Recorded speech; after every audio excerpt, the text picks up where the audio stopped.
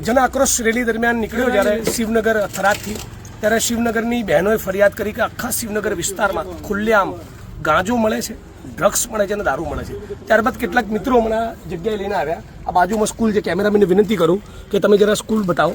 આ સ્કૂલ છે અને સ્કૂલની બાજુમાં આ મકાનમાં અહીંયા આ બાજુ લાવો કેમેરો. આ તમે અંદર લઈ જાઓ. આ જો મકાનની અંદર સ્માઇક્સ જે ડ્રગ્સ લેવાની પદ્ધતિ છે, આ માચીસની પેઢીઓ અને પેલું જે ચમકે છે એ પદાર્થ સિલ્વર પેપર, એ સિલ્વર પેપર ને માચીસ પૈસા વાળીને પીવે, આ પૈસાની નોટ પડી છે. હા, એ બધાનો ઉપયોગ અહીંયા સ્માઇક્સ પીવા માટે થાય છે દરરોજ સાંજે. બરાબર, દરરોજ સાંજે સ્કૂલની બાજુમાં અને સ્કૂલની અંદર બી બરાબર, સ્કૂલની અંદર પણ આ ગાંધી અને સરદારનું ગુજરાત છે. અને હર્ષ સંઘવી જે ડંફાસો મારે છે, વિડીયો બનાવીને કે મને જાણ કરો દારૂ ક્યાં મળે. આ જુઓ, બિલકુલ આ જો અહીંયા સ્માઇક્સ ખુલ્લેઆમ અને બાજુમાં સ્કૂલ છે.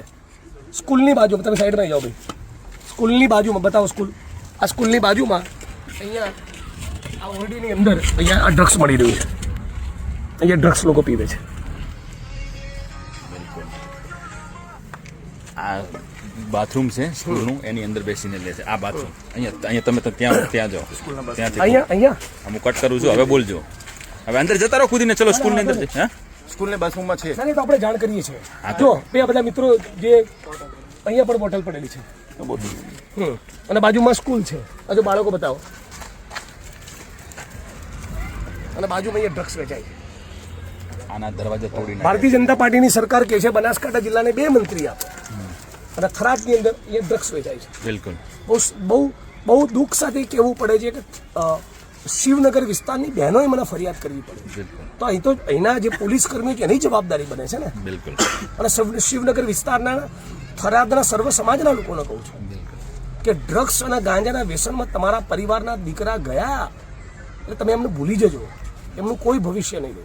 એટલે વિડીયોના માધ્યમથી સમગ્ર ગુજરાતના લોકોને અપીલ કરું છું, તમારા તાલુકામાં, તમારા શહેરના મોહલ્લામાં, જે પણ જગ્યાએ તમે ગુજરાતના કોઈ પણ ખૂણે છો, જ્યાં પણ તમને ડ્રગ્સ, ગાંજો, ચરસનું વ્યસન જાણવા મળે, પ્લીઝ એને ગંભીરતાથી લો.